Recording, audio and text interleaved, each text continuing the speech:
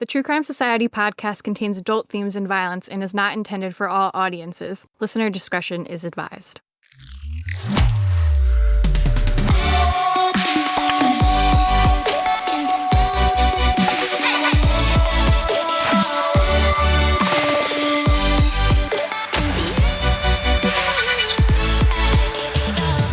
What's up, guys? Welcome to another episode of True Crime Society podcast with Stephanie and Olivia. It is Thursday, October 6th right now, and if you can't tell from my voice, I'm kind of sick. I ended up getting COVID finally.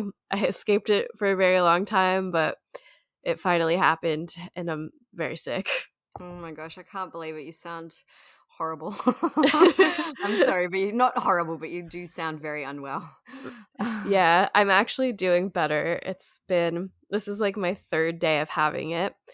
The first day was really rough. I had like 102.4 fever. So I was really suffering with feeling fevery, like when you're just super, super hot and then you're just like super, super cold.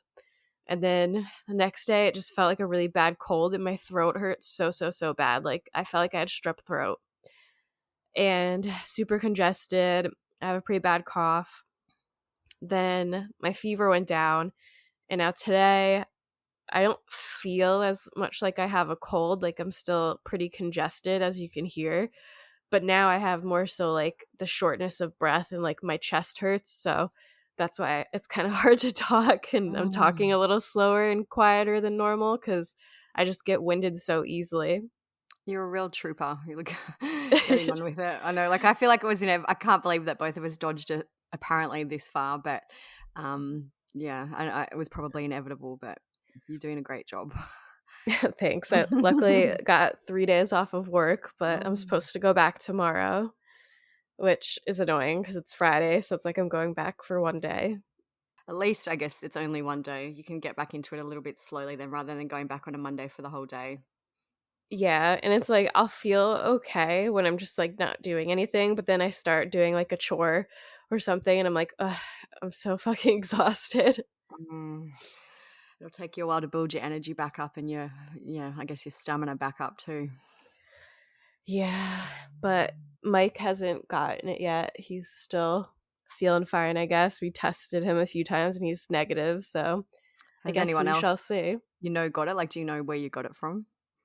No, I mean, one of the coworkers also called out sick the same day I did because he had a fever and like a bad cold. And I texted him and I was like, oh, I heard you're sick. Well, I just tested myself and I have COVID. He was like, I started feeling sick yesterday and I took a test and it was negative. I took a test again today and it was negative. And I was like, there's no way that we're both sick with bad colds with fevers and only one of us has COVID. I feel like the home rapid tests can be quite unreliable. Like, obviously, Same. I'm not a scientist, but I know a guy at work and he was so sick and he could not get a positive rapid test and he went and got a PCR test and he was positive. So, yeah, I feel the same way because then another coworker of mine, he texted me as like a joke and he was like, I swear if you ruin my not catching COVID reign, I'm going to be pissed. And then the next day text me, it was like, well, I have COVID. I feel like too, again, I'm not a scientist or a medical person, so don't come at me, but sometimes I feel like the test results have to do with the actual viral load too. Like you can have a lower viral load and may not test positive on the test. Well, and even when you're taking the test and you're reading the directions and everything, there's so many things where it's like, if you do this step wrong, it could mess up the whole test. And if you do this step wrong, it could mess up the whole test. It's like you only have to do 6 drops and you can only turn it this many times. And I'm like, there's a lot of ways to fuck this up. Most of the when you sent me a photo of your test too, your test looks so different to ours. I guess there's a lot of I've had the ones variation. the other little ones that you've plastic kind of rectangle ones. Yeah, there's all different ones. I don't know, you just get what you get, I guess. I've never ever seen the ones here that you have. Maybe that's like an American type one. That one's the Binax ones. Is that is it paper? It's like you have like a cardboard little booklet and it like opens up and you put in some drops of this liquid. There's like 2 holes in it, which is kind of like the plastic ones. And so you put the drops in and then you swab your nose with a swab and then you like push the nasal swab thing into like a little pocket kind that's in it, and you twist it around, and then you close the cardboard like a book over it, and then like the little pH strip type thing touches it and goes. I always wonder what impact this is going to have on the environment, all these little tiny plastic tests. So maybe the cardboard one is more environmentally friendly. Yeah, I don't know. But I feel like I don't know where I got it from. Like I had to go to a work thing last weekend, but then I also like went to a fair type thing, and the weekend before that I was upstate. I feel like I've done so many things that I don't even know where I got it from or who I could have exposed. But all my coworkers are probably going to blame me because I was like the first to officially have it, I guess. You've all dodged it this long. It was inevitable. And I'm like, listen, I didn't want to go to the work dinner and y'all forced me to. It's a good lesson. Good lesson learned. Yeah, just let me be antisocial. Someone actually messaged me and said, well, actually a lot of people messaged me and told me to get better, which thank you for that. And a lot of them had nice suggestions when you said in the last episode that you were feeling sick. They're like, maybe you should test this and try this. So they were all very helpful. Yeah, I appreciate that. I wonder if that's why I was feeling sick too, like if I had been exposed already. But fuck, what was I gonna say? Oh yeah, so people were messaging me, and someone was like, "You got COVID because you've been having such a fulfilling life lately," and I was like, "It's true." You haven't been at home with your cat, so you've had a fulfilling life. No, like I've clearly been fulfilled. Like I have COVID now. Oh my god, Peep. She's sleeping on the keyboard. Stop. Nice and warm. I've also heard cats can get COVID, so I'm just like nervous. Like what happens if they get COVID? I haven't heard that. I looked it up because I'm a psychopath. But nothing else says like what happens. They're just like careful because cats and dogs can get COVID. I was like, oh, okay. I feel like she'll be fine. Is it a she? Is Peep a she? Yeah, Peep's a girl. Fresh Butt's a boy. I knew there was one of each. I just couldn't remember which was which. Yeah. Oh, I forgot to show you it. Or maybe I did send it to you, but someone sent a message to the True Crime Society Instagram today of some horses playing with an echidna, and they're like, oh, so that's what an echidna is. I'll have to send it to you after. I haven't seen it. I still haven't seen Elmo again. There's been lots of sightings of echidnas on our neighborhood Facebook page, but he hasn't come back here, so. Rude. Rude. But anyways, what's up with you? You're getting ready to go on a trip? Yeah, we're flying tomorrow to Queensland, which is like a state here. For anyone who doesn't know, it's just the state above us. So it'll be a little bit warmer, which will be nice. The weather here is, again, crazy. I just feel like a broken record. There's some rain bomb coming here tomorrow, I think, where there's going to be tons and tons of rain. But the weather up there looks better, which is good. So that'll be exciting. I'm so unorganized. We haven't packed. One of my daughters is at a sleepover, so I've got to go and pick her up after this, get organized, pack. But no, it'll be good. I'm excited. I feel like I've just been away all the time, but I guess making up for 2 years of no holidays or no vacations. But that's it now for us for a long time. So it'll be nice. We've booked in to go to Dream World, which is a theme park up there. So the kids are very excited about that. It'll just be nice. A quick little getaway for a week. It'll be lovely. Hopefully no one gets COVID because it fucking sucks. You're the last survivor. I was reading so here they've stopped doing daily COVID updates. So every day they used to give the COVID numbers. I'd say X thousand per day.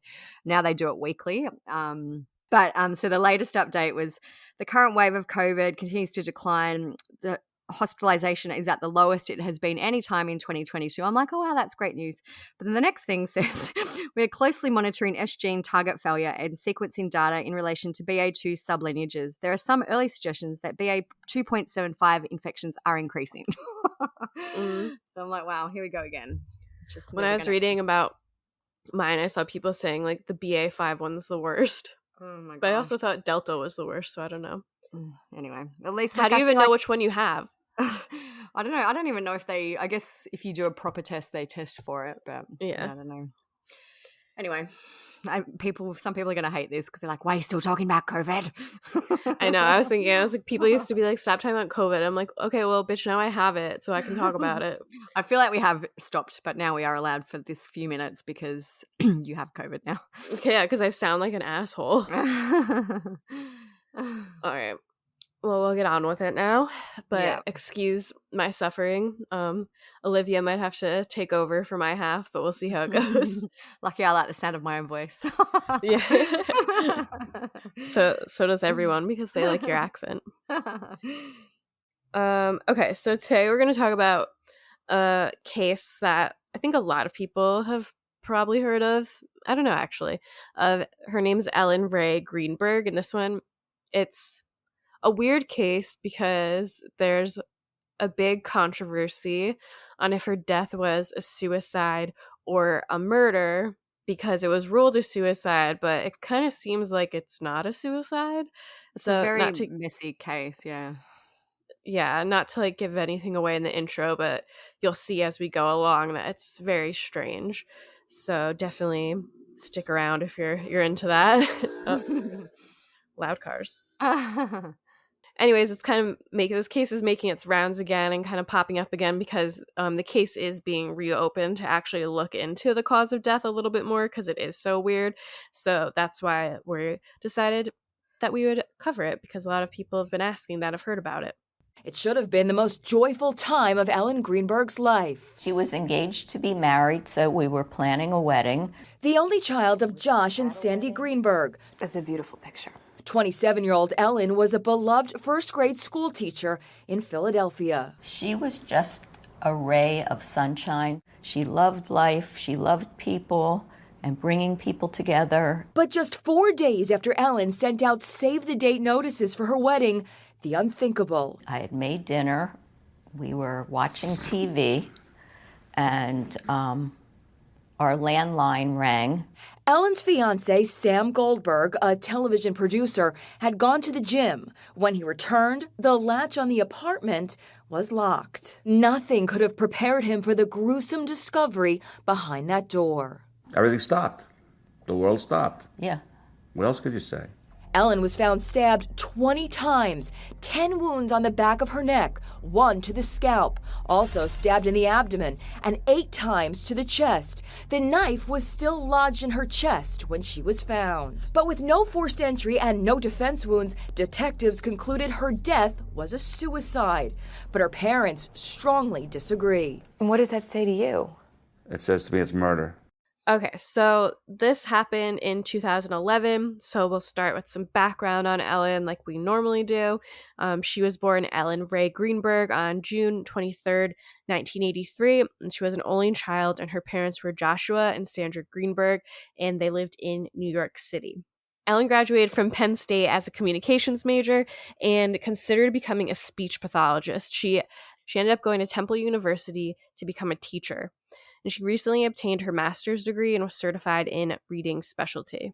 So at the time of her death, she was 27 years old, and she was a first grade teacher in Philadelphia, Pennsylvania, and she lived with her partner, Samuel Sam Goldberg, in an apartment in Manayunk, Philadelphia. Sam was a television producer for NBC and later golf.com. We believe that they had been a couple for 3 years and got engaged in the summer of 2010. So on January 26, 2011, the weather was bad and the school where Ellen taught closed early so that everyone could get home before the blizzard. There's a really comprehensive website called gavinfish.com. It's gavinfish.com.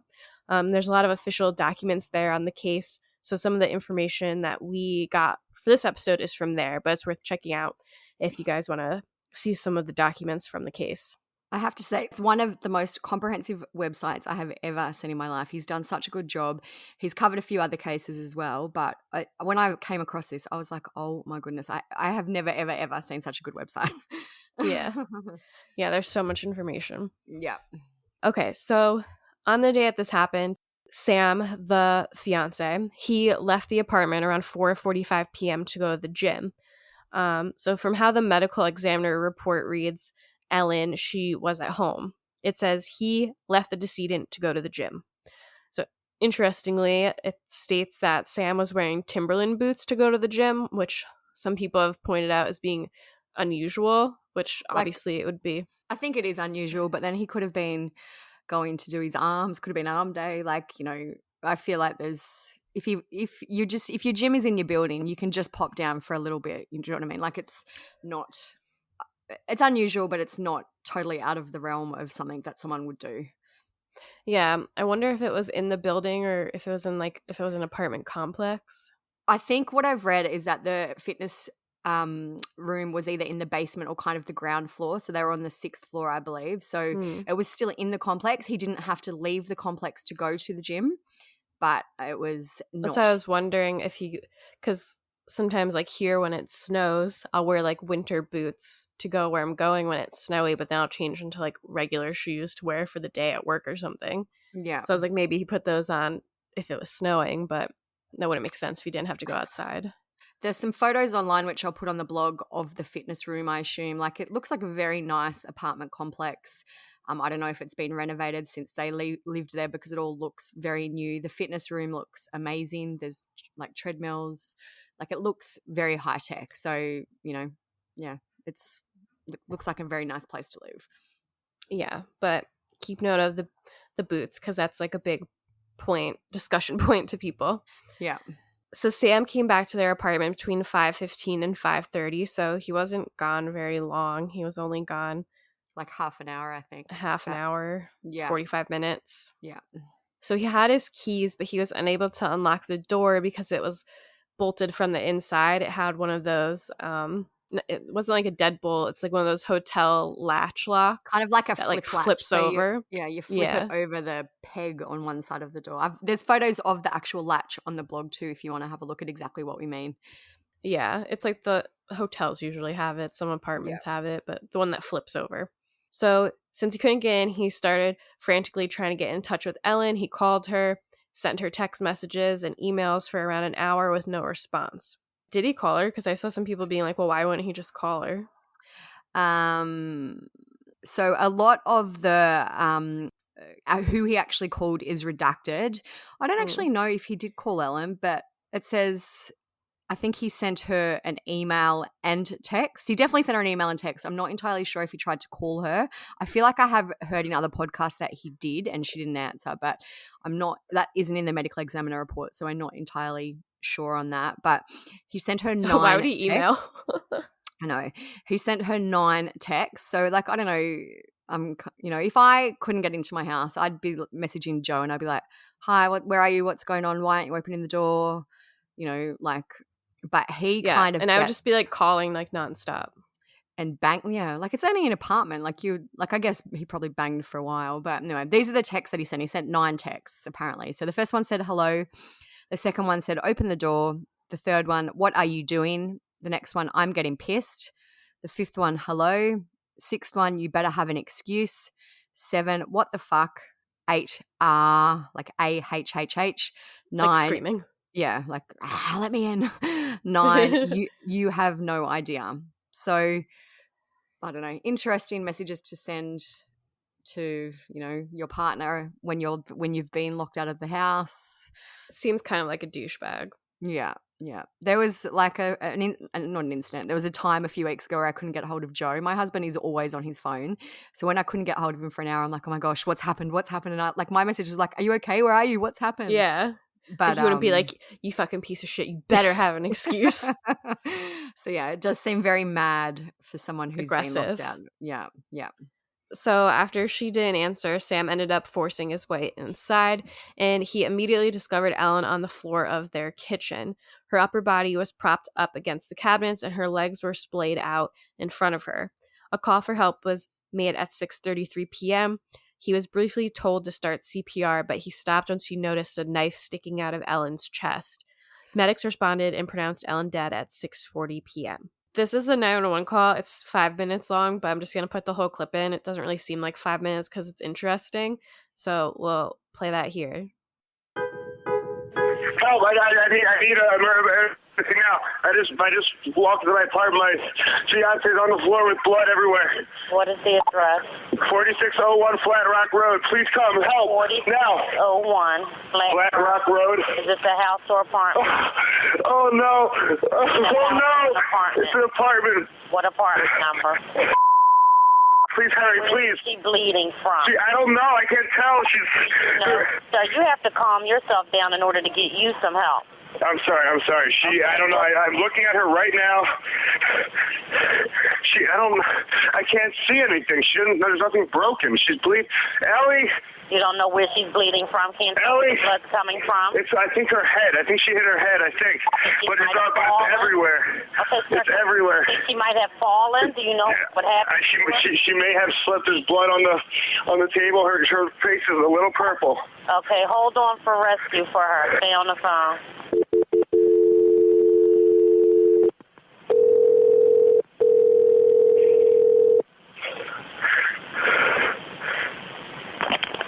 Fire Department 842. What's the address? No, 4601 Flat Rock Road. Please hurry. 4601 Flat Rock? Yes. What's wrong?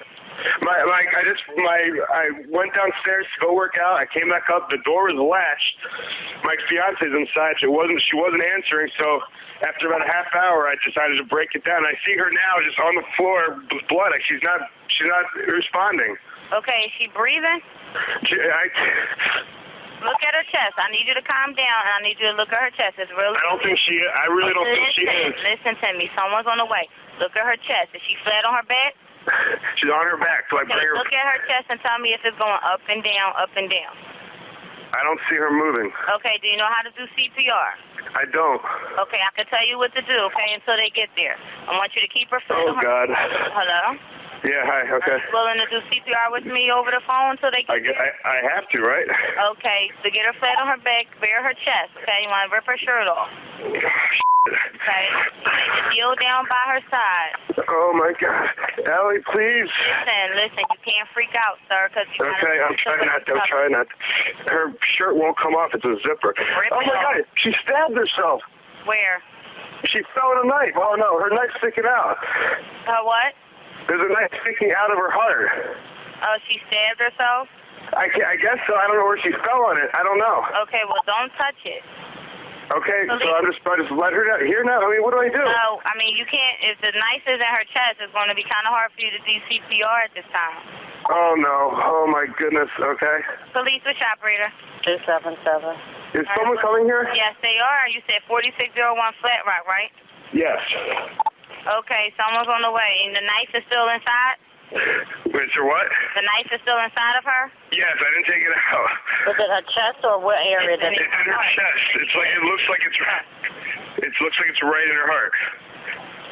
Okay, someone's on the way out there. Okay, just get. Oh my God! Oh my God! Okay, how old is she? She's 27. 27, and there's no sign of life at all. No, please don't be. What? Pinch her under her arm and tell me if she responds to pain. Ellie. She's not. Her arm and her hands are still warm. I don't know what that means, but there's blood everywhere. I know, but you can't, and the knife is still inside of her. How far? Can you see how far it went in? It looks pretty deep. Okay. It looks it's a long knife. Don't touch anything. Yeah, don't touch anything, okay? I'm not touching anything. I can't believe this, though. So wait, it was just you there with her? We're the only ones here. And she ran in the door, you said latched it shut? No, I went downstairs to work out, and when I came back up, the door was latched. Like it was, it wasn't like it was, it was like locked from the inside, and I'm yelling, so I'm was yelling. Your house broken into? No. So there's no sign of a break-in? No sign of a break-in at all. I mean, there will be when you get here, because I had to break the latch, but to get in. Okay, 4601 Flat Rock, and this is a house, right? It's an apartment. Flat Rock apartment. Okay, that'll help. Oh my God. All right, thank you. Bye. I've seen a lot of comments where people say this is one of the most kind of bizarre and interesting 911 calls that they've ever heard, and I would have to agree with that. Like you can hear that he calls and he's like, she's hit her head. I think he says there's not much blood, but then he doesn't discover that there's a knife sticking out of her chest until they tell him to do CPR. Obviously, a lot of people are suspicious of Sam, the fiance, in the end, but part of me is like, some of the stuff he's saying in this call is like too fucking stupid, to be honest, to be like he planned this in advance and knows what's going on. Because I'm like, I feel like he's under the assumption that since the door was locked, that no one was inside. So he just assumes initially that she fell and hurt herself somehow, because if the door's locked, he's like, no one got in here and murdered her. And then I'm like wondering, he didn't see the knife. So I'm like, was her hair covering it maybe? Like, it's a big knife, even if it's in her chest. There's photos of the knife. I'll put there from the Gavin Fish website. I'll put them on the blog too. But it's a steak knife. It's not like it's a tiny little paring knife. It would have been sticking out of the what do you call it, handle would have been sticking out of her chest. I can't believe, and especially if she's sitting up. Like they said she was kind of found propped against the cabinets. Yeah, I'm wondering if maybe her hair was over it. Yeah, I don't know. I am also interested how he couldn't see a steak knife sticking out of her chest. Yeah, and so then once he sees, they tell him like to start doing CPR, and then when he sees the knife, he's like, oh my God, she stabbed herself, which you'd think would be like a weird thing to assume automatically. But I think, again, he was going off of like, no one was inside but her because the door's locked and they lived on the 6th floor, so no one else could get in. There was, and then also, he's like, maybe she fell on the knife, which is a dumb thing to say too. Yeah, I was going to say something, but it's getting ahead. We can talk about it later. Yeah, I know. It's hard to, because some of it would go more under like theories. So, but yeah, a lot of what he says is just fucking stupid, I think. And even I found it interesting how I'm paraphrasing, but when she says something to him like, is she laying flat on the floor? And he's like, yeah. Like when she tells him to start CPR, but other reports say that she was kind of found propped up. Yeah, so I don't know. That seems so I don't know like if he moved her. Yeah, I don't know. Yeah, I don't know either. Anyway, interesting. Just kind of little discrepancies and differences are interesting. And I think a lot of people, you probably listen to the call, he doesn't seem like he seems distraught, but he's not like crying or upset or anything. And he seems hysterical, like, yeah. He seems more like his adrenaline's going and he's like in shock. Yeah. Like, which I feel like is understandable. So, but some people are like, he doesn't sound upset, but I think he's just like, your adrenaline's just pumping at that point. Like, you can't even believe it. Like, even when I saw someone get hit by a car and I had to call 911, and that like wasn't even someone I fucking cared about or anything like that, but I still, like, my adrenaline was going. You just kind of get in this zone of like, and then later you're like, what the hell just happened? Like, I don't know, it's weird. It is like, I know obviously you don't know along the lines of what you're saying, how you'd react in a situation like this, but it is very over the top. It's hysterical. Maybe that is how he just reacted because of the situation. Maybe there's another reason for it. I don't know. But it's a very interesting 911 call. Yeah. But we'll get into more of our thoughts on him at the end.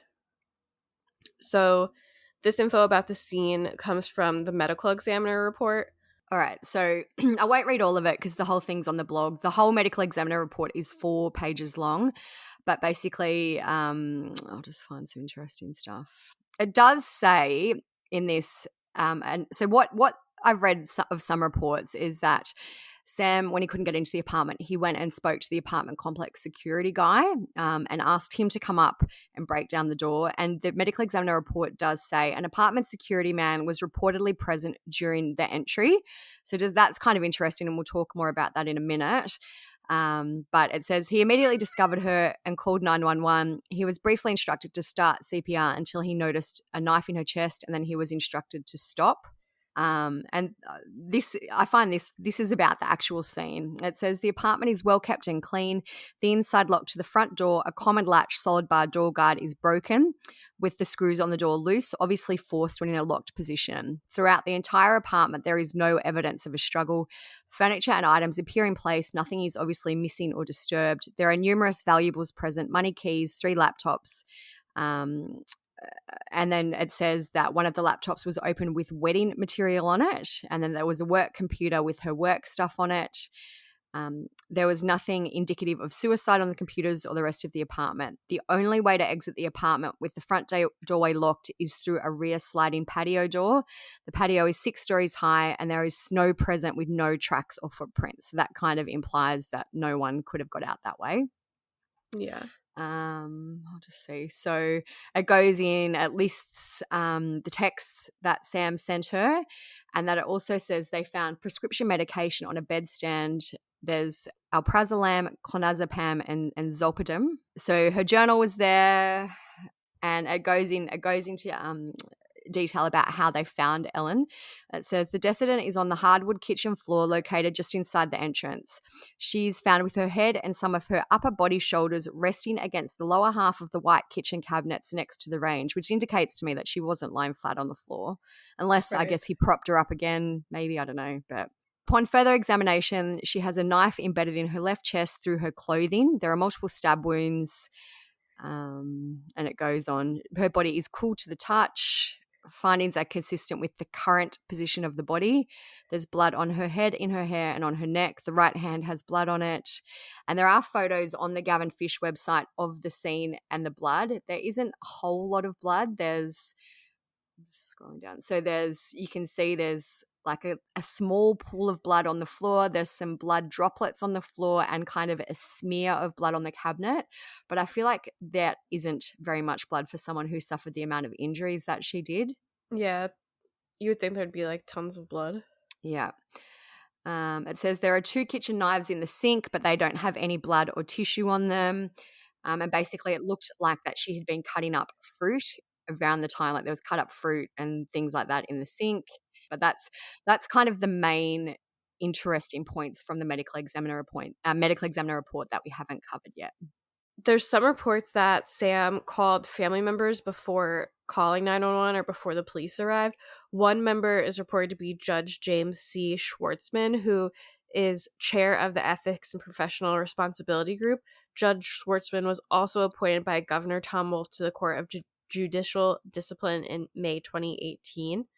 So I guess that's like a family friend of theirs. So people have pointed out that it's weird that he would panic and kind of call a high power judge. Yeah. Which is a red flag to some people. Especially before he called 911. Yeah. Like, you think that would be the most important call to make if you just randomly found your girlfriend dead in the kitchen. Yeah. Even if at that point he had still only thought she had like fallen and was unconscious, it's still like try to help her first. I don't know.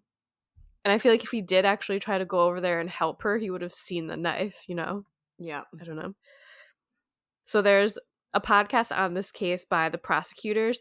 And according to them, Sam called his cousin and then his uncle, which is the judge. Well, I said he was a family friend, but. So the uncle arrived at the apartment complex 1 minute after Sam ended the 911 call. So kind of weird that, like we were saying, that he called his uncle, who's a judge, and had him come over.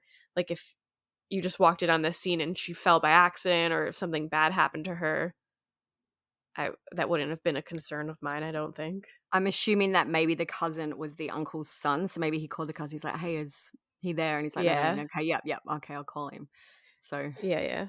So as we mentioned in the medical examiner report, it does say that the security man reportedly was there when Sam broke down the door. I actually believe that this isn't true.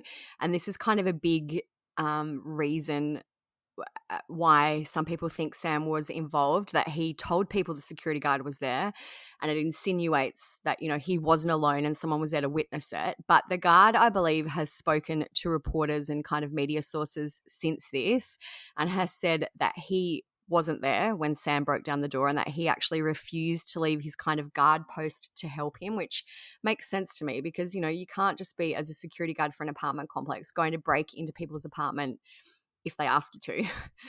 It's not, you know, it's not his job to do that. And there are some photos online too of who I assume is probably the security guard when the police get there. So he is kind of down in the foyer letting them in, it looks like. Probably where he's supposed to be. Yeah. So I have read too that there's no way to really verify this either way because there are cameras in the building, but only at the entrances and kind of the exits. There's no cameras in the hallway, so you can't see who was up there when he broke in. But it's a very interesting point, and one that I know has been discussed a lot in relation to the actual timeline of this case. Yeah.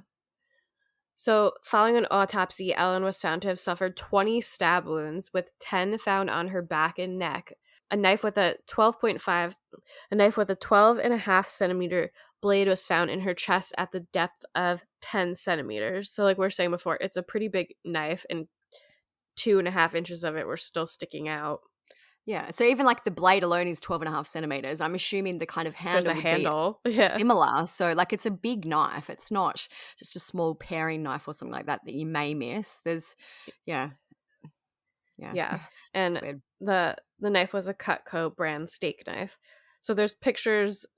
I would go look at the pictures online if you can, because it really makes you be like, how is this a suicide? And it shows just all it's on like a mannequin or something. It's not the actual It's not stab that, yeah, wounds. they're not actual crime scene photos. They're kind of, I guess, recreations of. Yeah, so it shows like the knife and kind of like how deep it went in with each stab wound. But it really makes you be like, there's no way someone could do this to themselves. Yeah, and even like the position of the neck, like it's crazy. I definitely recommend going to check it out. Like some of the photos, they've put all the stab wounds together, so you can kind of see where they were concentrated, the depth that they were in her body. Like it's a very comprehensive recreation of the injuries that she suffered. Yeah, and I did see someone point out, I was reading like theories online, that even though it does say she was stabbed in the back however many times, there's no stabs in her actual back. It's more like at the back of her neck and head. So that's why the suicide theory is plausible to some people, because there are places that she could technically reach. It's not like a spot in the middle of her back that would have been impossible to reach, but I still think it would be hard to do. To the prosecutor's podcast on this, they said the same thing. They're basically like, it is possible. This could be a suicide. She could have reached those places, but why would you? Like, if you wanted to really kill yourself, and why would you bother? There's many places she could have stabbed herself in an easier, do you know what I mean? Like an easier way to get it done. Yeah, and she had a bunch of medications that she could have overdosed on. There's a lot of easier ways.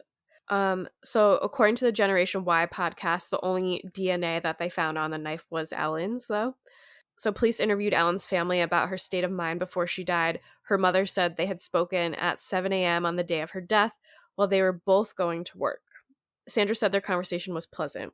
Sandra did say that Ellen had been struggling with something since the end of 2010 and that she had urged her to get professional help. It's also believed that Ellen told her parents she wanted to move back home a month before she died.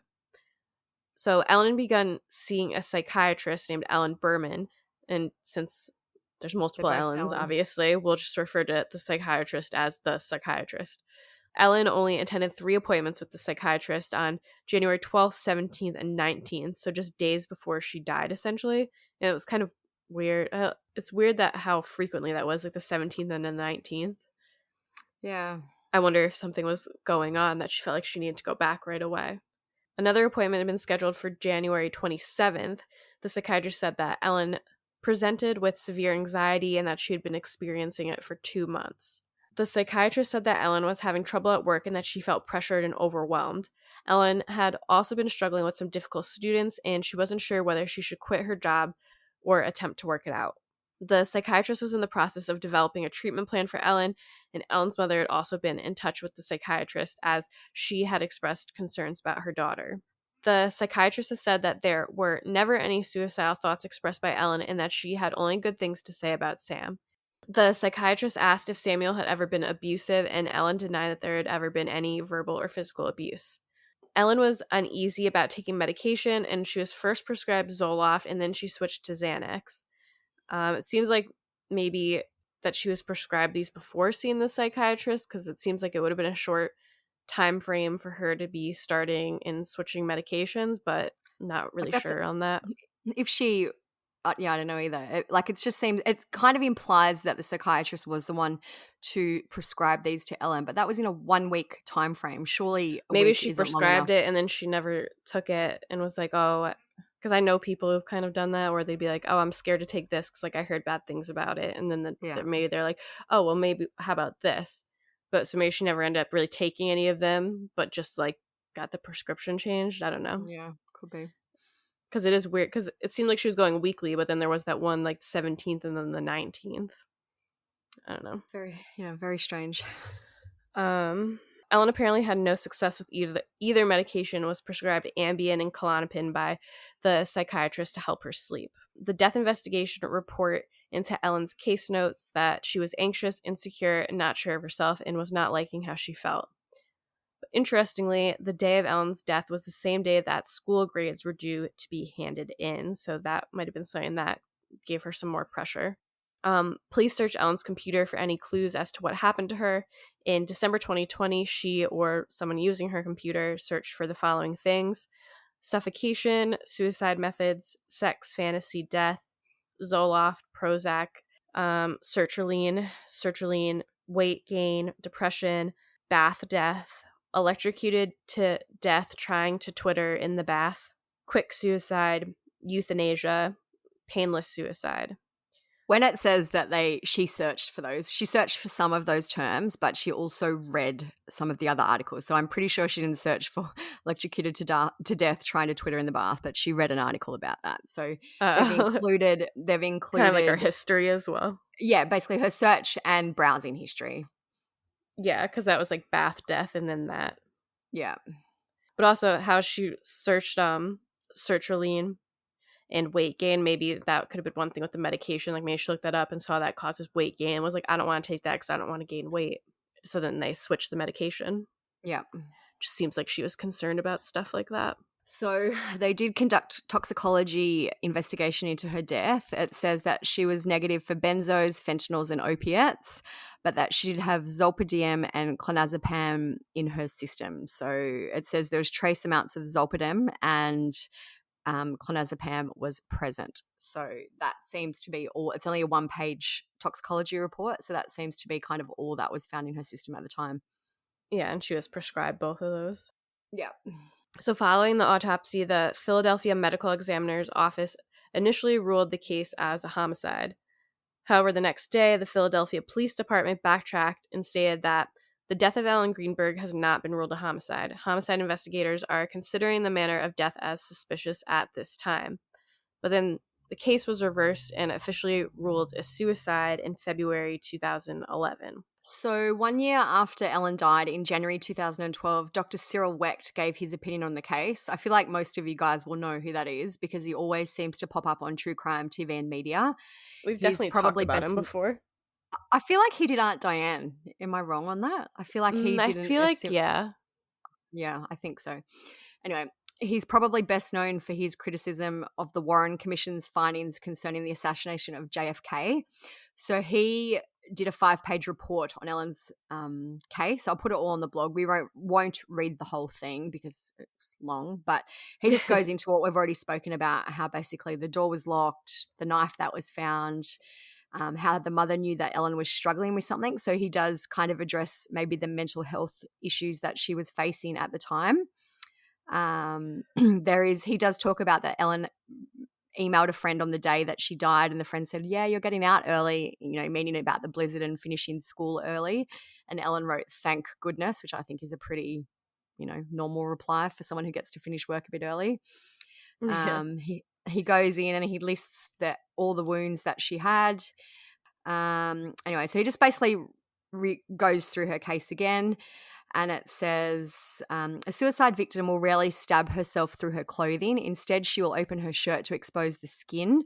Stabbing through clothing may indicate homicide. It is not known if fingerprints on the knife were taken and examined.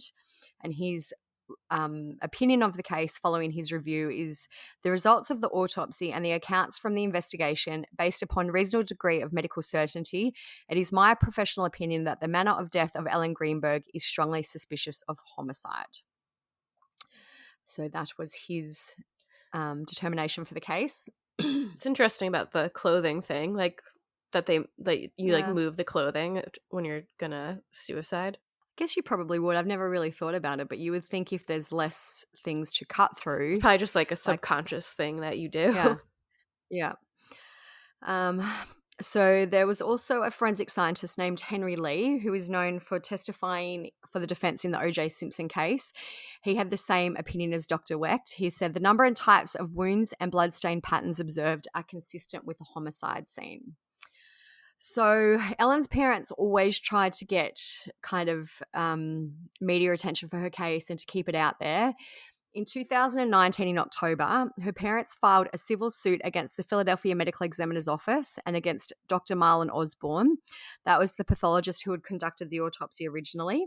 They requested that Ellen's manner of death be changed from suicide to either homicide or undetermined. Her mother, Sandra, said, "We want to see justice prevail. She would never hurt herself. She would never hurt anyone else. She was a kind, loving ray of sunshine."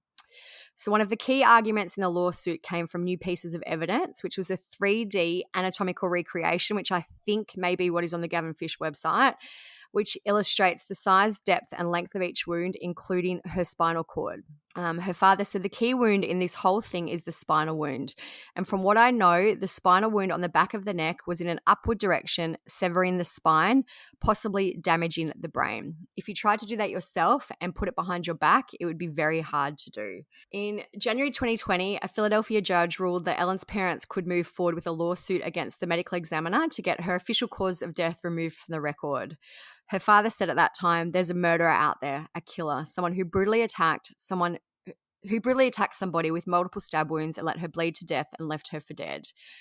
So the Greenbergs have retained an attorney named Joe Pedraza. He's been very vocal in this case. He said some of the wounds are virtually impossible to be self-inflicted, and certainly at least 2 of the wounds from behind are so devastating as to render Ellen incapable of defending herself and could have been by themselves sufficient to kill her. His argument was that 2 of the wounds to the back of the neck would have rendered her paralyzed. I'm not entirely sure if that has been medically proven to be true, but that's what he's saying. And he's also spoken about the new technology that they've used. It says, "What we have done is we have literally transposed all of Ellen's dimensions from height, weight, and everything, and each of the wounds that she's sustained, from their exact length, their exact depth, and exact angle of the entry of the weapon." He also spoke about the legal process that the Greenbergs have been enduring. He said, "According to the trial court, a trial is needed because there are factual disputes which the court believes, if are resolved in the Greenbergs' favour, has to require the death certificate be changed from suicide to something else." The Attorney General released a statement around the 10th anniversary of Ellen's death. They said, "Our hearts go out to the Greenberg family on the anniversary of Ellen's traumatic death. At the urging of the family and following a conflict referral from the Philadelphia DA's office in 2018, our office reviewed the case and conducted an extensive investigation, and that did not uncover evidence to change the medical examiner's finding of suicide. There is no statute of limitation on homicide. However, and if any new evidence is brought forward, we believe it should be reviewed by the proper authorities. At this time, no such information has been shared with our office." So the Greenberg's trial was scheduled to begin in 2021, but I don't think it ever happened, probably due to COVID and delays and things like that. Joe Pedraza, the attorney, said in December 2021 that his team provided numerous additional materials to the Attorney General's office in response to the statement to the press that they would review new material if the material was supplied. So that's a lot of material. But basically, they gave new stuff to the Attorney General for them to look at based on their statement that they would review it. There was an article on this case from December 2021 from Dateline. It said, "Joe Pedraza told Dateline that the materials included in the apartment building surveillance video, the declarations of 2 building employees, one of who I believe may be the security guard, and the videotaped depositions of doctors." It was, maybe I'll just leave that sentence out. I'll just start that bit again. All right, so Joe Pedraza told Dateline that some of the materials they had given to the Attorney General included building surveillance and the declarations of 2 building employees. So I think one of those was probably the security guard. And that they also interviewed Dr. Emery, who was a pathologist in the medical examiner's office in 2019. They said that one of their wounds that Ellen had suffered was administered when she had no pulse, so she was already dead. Essentially, meaning she couldn't stab herself and she was already dead. Mm-hmm. But that the wound was not the last stab wound Ellen sustained because a knife was found embedded in her chest. So their argument is that one of the other wounds would have been the one that killed her, but that there was an additional one in her chest. Yeah, like she can't stab herself when she's already dead. Yeah. He said, "We remain dumbfounded about how a person could self-inflict at least 2 separate stab wounds when dead." So Josh, her father, also spoke to Dateline, and he said if they're post-mortem, that means they were done after death and Ellen could not have done them. Joe Pedraza also spoke to Fox as well as Dateline, and he said something similar. He said the neuropathologist testified that the wound in the sample that remains from Ellen's spine is post-mortem, or one that was administered after she was dead and have no pulse. If you consider that that was not the last wound because the knife was found in her chest, you'd have to agree that Ellen, while she was dead, somehow proceeded to stab herself in the back of the head, pull the knife out, and then stab herself in the chest, all without a pulse. So it's kind of interesting, that all this is coming out 10 years after her death. Mm-hmm. So in August this year, so just a few months ago, Ellen's parents spoke to Fox News and gave some more information about why they believed her death was a homicide. They said she had defensive wounds on her wrist that went unacknowledged in the original autopsy. Her body had been moved and her left hand was gripping the knife in her chest, although she was right-handed. Evidence also suggested that she suffered stab wounds from 2 knives, but they only recovered the one that was stuck in her chest. They believe that evidence had the scene had been staged and that her body had moved. They said that there was dried blood that would have dripped sideways across her face if she died in the position that she was found. So I'm assuming her head was probably tilted to the side a little bit when she was found, but the blood hadn't dried in that position. According to a statement from the former building manager, a crime scene cleanup crew came in and washed the apartment before forensic investigators had a chance to look through it. There's also some interesting information in a Fox article about Dr. Marlon Osborne, who was the pathologist who handled Ellen's case originally. It says that there was a 2021 deposition as part of a civil suit that the Greenbergs filed. Former medical examiner Dr. Sam Gelino testified that he'd received no complaints about Dr. Marlon Osborne, but department records show that Osborne was named in at least 3 reprimands. In one, his supervisor, a man named Gary Collins, pointed out serious and dangerous flaws in his work, including missing signs of a manual strangulation on a victim who had clearly been strangled and other mistakes. His manager had written, Dr. Osborne, these major discrepancies show an obvious lack of care for your work. So last month, September 2022, the Chester County District Attorney announced that it would be reviewing Ellen's case. Before that, in July, though, the Pennsylvania Attorney General's office released a statement saying that they couldn't review the case because of an unspecified appearance of a conflict of interest. And that's why the Chester County District Attorney has now stepped in. Joe Pedraza, the attorney, said it's no surprise that the Greenbergs were greatly dissatisfied with the Attorney General's handling of their daughter's matter. They are hopeful the investigation by the Chester County DA will be thorough and objective. They will cooperate and provide whatever assurance they can to the Chester County DA if and when requested. They are hopeful of justice for Ellen. The Pennsylvania Attorney General's office made a statement to the Greenbergs in July this year, and it said, "We wish Ellen's family nothing but the best, and our office regrets that despite our extensive work, our additional efforts have not brought more closure to the questions around her death." So that is kind of it up to date with the legal proceedings, the timeline and the legal proceedings in Ellen's case. Obviously, this is going to be ongoing, so we'll have to give you some updates as things happen. But there are some other kind of interesting things to discuss in relation to her case. One of the kind of, I guess it's kind of a theory and I guess we're kind of going to get into theories now, but one of the main theories I think is that Sam killed Ellen. He seems to be the obvious person. There's a lot of shady things going on around his story. Maybe a few discrepancies like the Timberland boots. Would you really wear them going to the gym? Why did he say the security guard was there when he wasn't? And also just like who else could it be? Yeah, who else could it be? Like no one else had access to the apartment. One of the theories, I guess, was that it was someone who left via the balcony, but that seems to have been disproven by the snow and the no footprints. But I guess one of the theories about why Sam could have done it is that he wanted to break off the relationship. It was interesting that Ellen told her parents she wanted to move home a month before she died. There was no mention of moving back with Sam. It seems like she wanted to move home alone, but then wedding planning websites were still found on her computer on the day she died. Anyway, Sam did remarry after Ellen died. It was 3 years after her death, though. It wasn't, a month or two. He married He married a woman named Caroline Faye Schnee on January 11th, 2014. So basically exactly 3 years after Ellen died. This is their kind of wedding and marriage announcement from the New York Times. It says Caroline Faye Schnee and Samuel Hankin Goldberg were married Saturday evening at the Plaza in New York. Mrs. Goldberg, 32, is a buyer of men's designer clothing at Scoop, New York City, a clothing retailer. She graduated from Syracuse University. She's the daughter of Ruth Schnee and Martin Schnee, both of New York. The bride's father is an owner and the vice president of AMS Realty Company, a real estate management company in Great Neck, New York. Her mother is an independent real estate agent based in New York. Mr. Goldberg, 31, works in Stamford, Connecticut as a features producer for NBC Sports. He graduated from Temple University, and then it just goes on to talk about Sam's family. So you can kind of tell by that they were part of New York society, you know, having a marriage announcement in the New York Times, getting married at the Plaza Hotel. Yeah. So there is an article from 2017 that features Caroline, who's changed her name to Caroline Schnee Goldberg. It's from a website called motheruntitled.com. They do have at least one child, a daughter called Lola. I believe they have at least one other child since this article. But this is why Caroline was featured. It says, Caroline was one of a handful of women who inspired me to start Mother Untitled.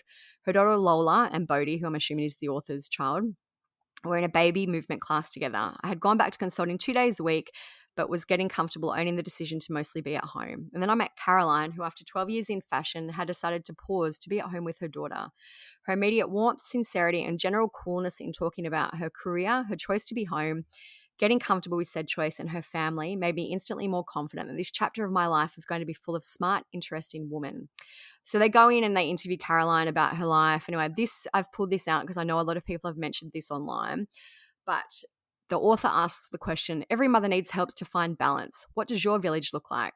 So Caroline's answer is, in addition to a glass of wine or two, my village is filled with great people. My husband, Sam, and this is a very interesting sentence, he's hands-on and present, a true lifesaver. He's also a star in the kitchen. So I feel like that's a really unfortunate choice of words considering his other fiance died in the kitchen and he wasn't able to do CPR on her. It's like, I know it's just maybe something that she just said, but a lot of people have pulled that out as well. That is a hardcore statement from considering what happened before. Yeah. So then she goes on to say that Sam has cooked most of the baby's meals for the first 5 months of her life. Like, she goes on to rave about him as a father. They just seem really annoying. Yeah, I agree. Very annoying. When I read that article, I was like, oh, she's a bit insufferable, really. Yeah. Like, no one cares.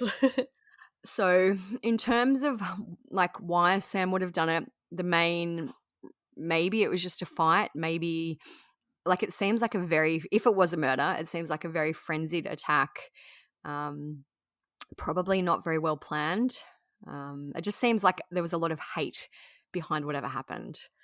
I'm like so torn in this case because I'm just like, if it is a murder, which I feel like it's not a suicide, but he's like the only choice, it seems like. But I'm also not totally sold on him doing it either because, for one, he's really dumb, and I feel like his 911 call, like the way that he was acting, I feel like it was like genuine stupidity, where as if he had planned it, he would have thought of better things to say, like instead of being like, oh, she fell, and then like, oh, she fell on the knife. Like, if he was planning ahead, he would have thought of a better thing to say or something. Yeah. And also with the texts, like, he was texting her very aggressively, and I was thinking, if he did do it, yeah, like, planning ahead, he knows people are going to read these texts. Like, wouldn't he try to seem more like a nicer person? You'd be like, hey, what's happened? Are you all right? Like what we said you'd be generally being nice rather than like, yeah, like, you better have an excuse. Yeah. Because that just doesn't look good. So I don't know. Like, I feel like there may have been cracks in their marriage, especially based on her telling her mum she wanted to move home, which you probably wouldn't do if you were planning on getting married to the person and didn't want to break. But then her mother and her family have always spoke very glowingly about Samuel. They said there was no issues. As far as they knew, he was never abusive. Like, obviously things can go on behind closed doors. But I don't know. So I did find a little bit of a criminal background on Sam. It's from a little while ago. There's a website called Crime Scoop, and this is from them. It says he has a criminal record in Arizona for primarily traffic violations with at least one charge of providing liquor to minors. He was also evicted by a landlord who attempted to bring as many as 9 civil judgments against him. So no real violent criminal history, just some basic kind of things in his past. Yeah. So one other question that comes up a lot is is basically about the lock and the door. How could the lock have been locked from the inside if Ellen had killed it? Like if it wasn't suicide, who else would have locked it from the inside? Did the apartment somehow have the intruder who escaped via the balcony? We've spoken about how there was the fresh snow, so that basically is not what happened. And also the balcony's 6 floors up. Like, yeah, it'd be pretty risky to climb down. And they'd have to jump from balcony to balcony. Like, surely there would have been some way to see if that was happening. Yeah. There's so everyone's like, I feel like for me, this was one of the bigger points to it being suicide. Like, surely she must have done it if she was the only one inside the apartment who latched the door. But there are lots of videos that I've watched too about how you can actually latch these locks from the outside and how you can unlock them from the outside as well, just with like a credit card type thing. Like, literally takes seconds. I was actually shocked with how quickly you can do it. Yeah. There's photos of the lock online. It does look damaged. It doesn't look destroyed. So you can see that kind of some of the paint of the door has come off, like it's pulled away with the latch, but both sides of the latch are essentially still pretty attached to the door. I know they said there were screws on the ground, I believe, but the latch, both sides, is still on the door. Yeah, so it looks like he kicked in the door, which like loosened it enough to be able to open it, I guess. Yeah, but yeah. It is easy enough to lock one of those locks from the outside, whether it was Sam that did it or some other murderer. Who knows? Fox News did an article on the lock. They spoke to Pat Diaz, who served for 26 years as a Miami-Dade homicide detective, and he said there is no way they broke into that apartment. The left side lock would come off, I guarantee it. He also said there would likely be visible damage near the bottom handle. He said this was not suicide. This is usually someone with anger. When you've got that many stab wounds, someone was angry. So I do agree with the last part, especially of it being a very angry death. Yeah. So I guess the other theory is suicide. It's been said that Ellen's computer was still open on the wedding pages. She'd been cutting up fruit in the kitchen before she died. I don't really think either of those things mean that she wouldn't have taken her own life. Like, there was obviously things going on with her. She seemed to not be coping very well, be struggling with anxiety. For her to visit the psychiatrist 3 times in a week essentially seems a lot. And then even also, I think for her mother to contact the psychiatrist and say, I'm really worried about her, that indicates that there was a lot going on. Yeah. I was wondering, because I know it was only the Ambien and the Klonopin in her system. I wonder if she had just started taking Klonopin, because sometimes people do have like adverse reactions to drugs when you first start them. Like, I just looked it up and it says controlled substance can cause paranoid or suicidal ideation and impair memory, judgment, and coordination.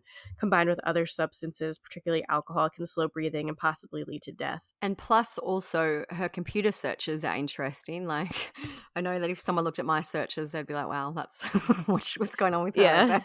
But, you know, it is interesting and may have pointed to her kind of mindset at the time.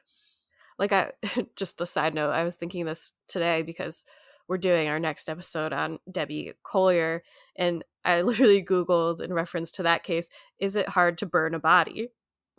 Because I just want to know for the podcast when we talk about it. But I'm like, man, if someone saw my search history, that'd be weird. Even the article that they mentioned was in her search history about the person tweeting in the bath and dying. I'm sure I read that article at the time too. So, you know, it's just a crazy article. But there are some specific searches like suffocation and different things like that. So, you know, it could point to it. We did ask on our Instagram page if people believe this was murder or suicide, and 99% of people said they believed it was murder. And I think many of the 1% messaged me to say they'd accidentally hit the 1%. So I feel like the majority of people feel this was a murder. I have to say, and don't come at me for this, my initial thinking was that this was a suicide because I've seen so many strange suicides before. But the more I have looked into this case, there are some discrepancies from Samuel's story which lead me to believe he was possibly involved. So now I am probably less likely to believe it was a suicide. I don't even know what I think. I'm just like so baffled by it that I don't even have an opinion. Like, I just really want to know what happened. If it was like she stabbed herself maybe 2 or 3 times, then I'd be like, with everything else, I'd be like, it's probably a suicide. But this amount of stab wounds in the location, I'm just like, how does someone do that to themselves unless she had like a real sort of like mental break or like something happened, like a hallucination or, but we'll get into that in a second too. But this is what I was talking about with the spinal injury. I saw a comment on Reddit that kind of talks a little bit about whether she could have been paralyzed or not from that one wound. It says, examiners looking at her possible spinal cord injury have come to different conclusions. Both of the examiners are highly qualified experts. The first said that the spinal cord sheath was damaged but not cut through. They thought that the damage could have caused her to become numb, meaning she might not have felt the other wounds, but not make it impossible for her to continue. The second pathologist to examine this issue looked at the preserved piece of spinal cord and found that her cranial cavity had been penetrated and that her spinal cord had been severed. After the final stab wound, the knife was left in her chest, so if this second examination is correct, someone else would have had to do that. So basically the debate is, did that stab render her paralyzed and kill her? Or did it make her numb where she couldn't feel the rest of the stabs and was able to just kind of continue stabbing? Yeah. Very mysterious. It reminds me kind of your fave axe murder family case where the guy went about his daily routine even though his head was busted in. Yeah. So it's like sometimes you just continue to do things even though you have severe damage. Yeah. Yeah. Another theory that I found people talking about on Reddit was an Ambien theory. She did have zolpidem in her system, which is Ambien. And I think we've all heard stories of people doing crazy shit on Ambien. Like one comment said, I lean toward the Ambien theory, having done Ambien recreationally and knowing firsthand what an intense trip it can be. It's supposed to keep your body still as part of its effect, but not everybody experiences that, just as not everybody experiences the hallucinogenic effects. Hence, all the stories about sleepwalking, sleep eating. She may not have even intended to hurt herself. She may have been stabbing at something else or something that she believed was on her back or something like that. You can hallucinate literally anything. It's interesting. But some people have said, well, there's only trace amounts of Ambien in her system. Like, would that happen on trace amounts? I don't know. And also, would she take Ambien at 6 o'clock at night or what? Do you know what I mean? Like, I don't That's know. what someone else said. I saved this one. Said, also, she was in the middle of making a salad at the appropriate time, I might add. That does not speak Ambien psychosis to me. Do you know what? But it could have been maybe she cut up the fruit earlier that day and she decided that she was really tired and she really wanted to go to bed early. Like there's reason. There could be reasoning for that. But it does seem like an unusual time to be taking Ambien. Yeah, or just maybe if she just started taking the Klonopin and Ambien mixed together, if she had like a bad reaction. I don't know. I really have no idea with this case. Yeah. It just seems like I feel like I say it a lot of the time, it's just a perfect storm of bad circumstances. Like they may have the dodgy medical examiner who didn't do the thorough job. Like there's just a lot of different things going on that kind of have messed with this case and messed with what the determination maybe should have been.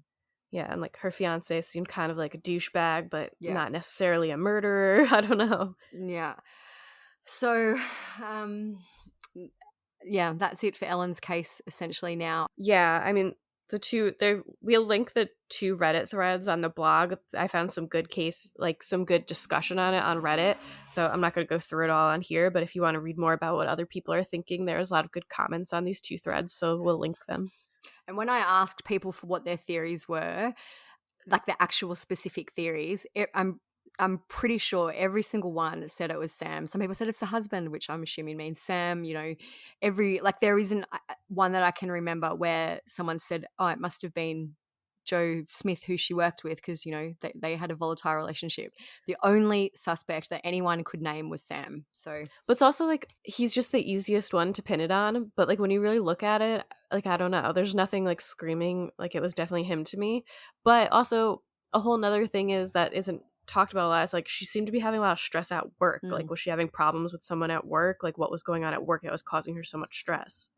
And even for there to only be her DNA on the knife, The other person would have had to be wearing gloves or something. I don't know. Yeah, I don't know. You think though I don't know, I guess, but for such a frenzied attack, especially when the knife was left in her body, it wasn't like the knife was pulled out and washed, for there to be someone else. I don't know. Yeah, I guess it could have been gloves, but it just seems unusual that there was no other DNA. And so I was like, was found. this person sweating? There was no sweat. There was no other DNA anywhere. Why did like, she have no dripped on her? defensive wounds? Like, I guess, But then her parents said there was defensive wounds, remember? on her wrist. Yeah, I don't know. Yeah, I guess no defensive wounds in the autopsy reported though, which I guess comes down to also maybe dodgy reporting. Yes. So all these questions and all this like difference in reporting just shows that it was kind of like botched from the start. I feel like you could have one theory if you went off the medical examiner reporting, and then a second theory if you went off what the parents are saying happened. Yeah. Yeah. So I guess that's it. Yeah, that's it. Well, this will obviously be ongoing. Yeah, for a long. I'm assuming it's probably going to drag out for a long time. It seems to have dragged already for over a decade. So hopefully things start moving quickly. Yeah, I'll be interested to know what everyone thinks on this one. Like I said, I really have no idea. So let me know your theories. Maybe I'll see if I agree with any of them.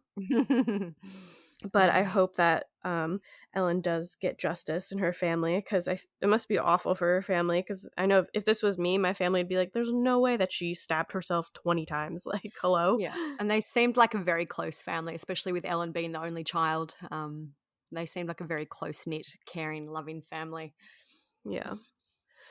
All right, so everything that we talked about will be on the blog. Like we said, there's that really good website, Gavin Fish. We'll link that on the blog with the Reddit threads, all the pictures, everything.